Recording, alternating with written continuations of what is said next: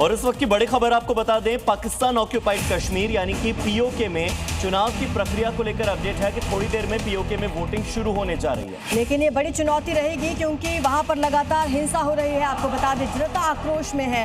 हालांकि थोड़ी ही देर में वहां वोटिंग शुरू होने जा रही है, जिसके लिए तैयारियां तो की गई हैं, लेकिन तस्वीरें वहां से पिछले कई दिनों से लगातार ऐसी आ रही हैं जहां हिंसा हो रही है।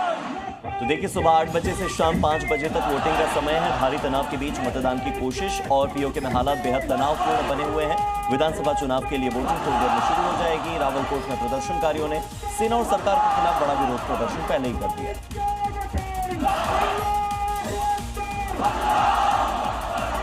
पाकिस्तान अपने कब्जे वाले कश्मीर में जुल्म के इंतहा पार कर रहा है। पाकिस्तान की सेना पीओके के लोगों के साथ अत्याचार कर रही है।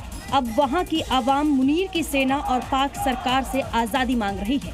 हजारों की संख्या में लोगों ने शहबाज सरकार के खिलाफ विरोध प्रदर्शन करते हुए मुजफ्फराबाद कूच का ऐलान किया है।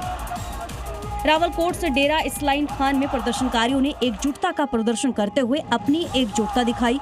अवामी एक्शन कमेटी की मांग की है पीओके की सत्ता पीओके के लोगों के हाथ में दी जाए। पाकिस्तान की सरकार का हस्तक्षेप यहां से खत्म किया जाए। तो पीओके को भारत में शामिल करने की तारीख अब फाइनल हो गई है। और ये बात हम नहीं कह रहे हैं, बल्कि पीओके में हो रहे प्रदर्शन के बाद की जो स्थिति बन रही है, ये उसका परिणाम है।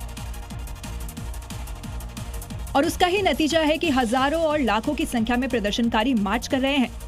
मीरपुर से रावलकोट करीब 183 किलोमीटर का मार्च कर रहे हैं। इस दौरान लोग अपने साथ खाने पीने का सामान भी रख रहे हैं। इस मार्च में महिलाएं और बच्चे भी शामिल हैं, जो अपने हक की मांग कर रहे हैं। इस दौरान मीरपुर में एक बड़ी जनसभा का आयोजन किया गया, जहां लाखों की संख्या में लोग पहुंचे और जमकर नारेबाजी की।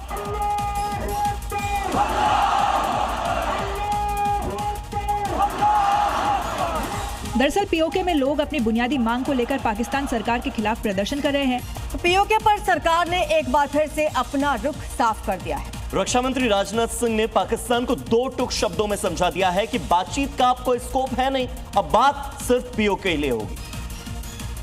क्या पाकिस्तान से कोई बात नहीं होगी, और अगर बात होगी तो सिर्फ पीओके पर ही बात होगी, जो कि भारत का हिस्सा है, जिस पर पाकिस्तान ने अवैध तरीके से कब्जा किया।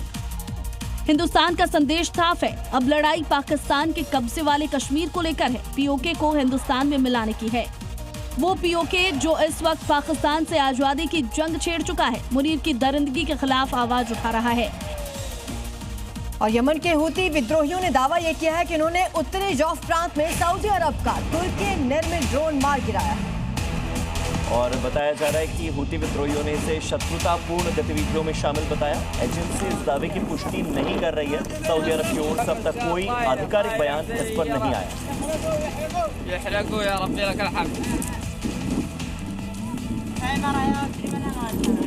और गजा में इजराइल ने एक हवाई हमला किया है। में आंतरिक सुरक्षा प्रमुख और एक अधिकारी की मौत हो गई। रिपोर्ट्स के मुताबिक पहले हमले के बाद जब स्थानीय लोग गाड़ी के मलबे के पास पहुंचे, तभी दूसरा विस्फोट हो गया। तो 2 धमाकों में सुरक्षा प्रमुख ढेर हुए। बचाव दल वहां पर पहुंचा और उसके बाद फिर से अटैक हो गया। इजराइल का ये कार अटैक गाजा में डबल टैप एयर स्ट्राइक हुई। रूस और यूक्रेन के बीच में युद्ध फिर से तेज हो चुका है। रूस ने कीव पर बैलिस्टिक मिसाइलों से हमला किया, वहीं यूक्रेन ने भी ड्रोन स्ट्राइक का दावा किया है। दोनों तरफ से हुए हमलों में कम से कम 8 लोगों की मौत हो गई है। देखिए रिपोर्ट। यूक्रेन की राजधानी कीव पर रूस ने बैलिस्टिक मिसाइलों से बड़ा हमला किया, जिससे शहर में कई जगहों पर विस्फोट हुए और दहशत फैल गई। वहीं यूक्रेन के दूसरे इलाकों में भी रूसी बमबारी जारी है, जिसमें कम से कम 4 लोगों की मौत हो गई। दूसरी ओर रूस का दावा है कि रूस के कब्जे वाले यूक्रेनी शहर होर्लिविका पर यूक्रेन ने ड्रोन का हमला किया, जिसमें 4 लोगों की जान चली गई।